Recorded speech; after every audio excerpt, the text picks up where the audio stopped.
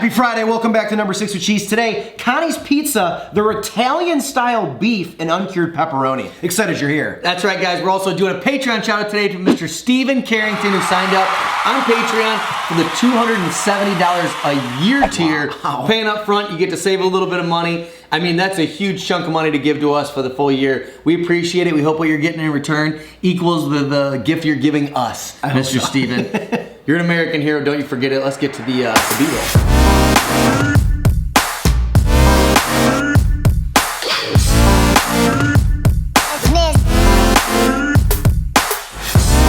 Welcome to Brew and Review. When I'm on the internet, I'm watching Brew and Review. This is a tasty classic beverage. What do we got today, Mr. Sean? Hair of the dog for me. I drank some beers yesterday. Did you now? This is Gumball Head's American Wheat Pale Ale. It's from Three Floyds. It's kind of a staple of the Chicago beer scene, I would say. I would say so. Brewed in Indiana, oh, that was barely a word, but somehow Chicago claims it as their own. But this is a very classic, delicious, kind of summery beer, to be honest, but I'll drink it in the winter. You see it a lot at bars on tap. Oh yeah. I think the first $8 of $8 a glass. Yep. Little... First place I ever had this one, Murphy's Bleachers, right by Wrigley. Damn. Back when I was Classic. 23 years old, and boy was it delicious then, and it's still good now. American Wheat Pale Ale. Yeah, it's a good beer. And then what are we eating today? Today, Connie's Pizza. It's a Chicago staple. We got it from the frozen food, not from the restaurant. This is the classic thin crust, Italian-style beef and uncured pepperoni. You heard that right. Italian-style beef on a pizza from the frozen food section.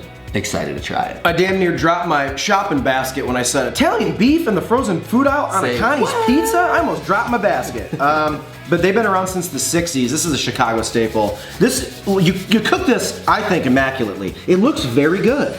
Yeah, well, what I did was I followed the directions on the back of the box.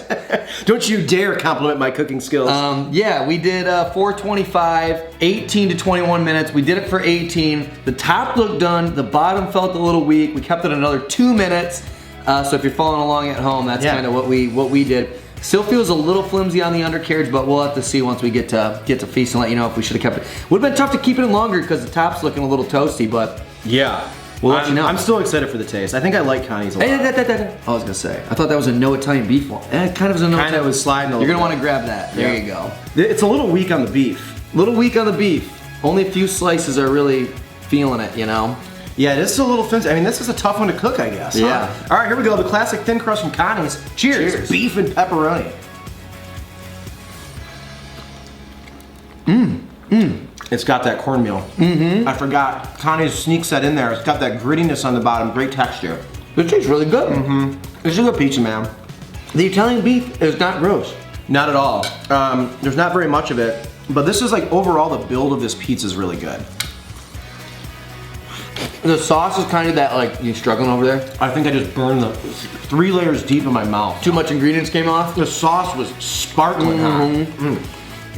I just had some really good pepperoni. It was like crisped up and it had that extra flavor. Yeah. The Italian beef tastes really good. The sauce, it's kind of like, to me, that classic childhood sauce, which I don't think is great, but it's sentimental enough that I don't dislike it. Yeah. I wouldn't want it at like a local spot, but I'm frozen. I can deal. I know. That's a good way to put it. It's not the same as like DiGiorno. Like DiGiorno to me, their sauce is so like one, like speed. Like this to me has a little more going on. It feels like there's a little more seasonings in there or something. But overall, I think I really like Connie's. I think this is a good buy. I would just be curious what the price is. Yeah, I'm gonna go run and grab the receipt real quick. Okay, Connie's Pizza, $7.49. Okay. Hertz savings, $1.50. So I'm assuming that's closer. Without the savings, I guess it's like $9. $9. Okay, so it's on sale for $7.50. My crust is a little flimsy for my liking. Are you doing any more? I'm gonna do one more so I can have Sixer sauce. I'm gonna do one more. I was excited to tell you about this. So I'm like building a registry for my wedding, right? One of the things that you can register for is an air fryer that's big enough that you can put a full frozen pizza in. Oh, that's brilliant. So I'll be able to like air fry an entire Connie's pizza. That's brilliant. So that was the kind of tie into the fact that like the only thing that's wrong with this to me really is that even though it was in there for as long as it still is a little flimsy despite looking very done on top. Yeah. I think the air frying process is really gonna take over the world. Yeah.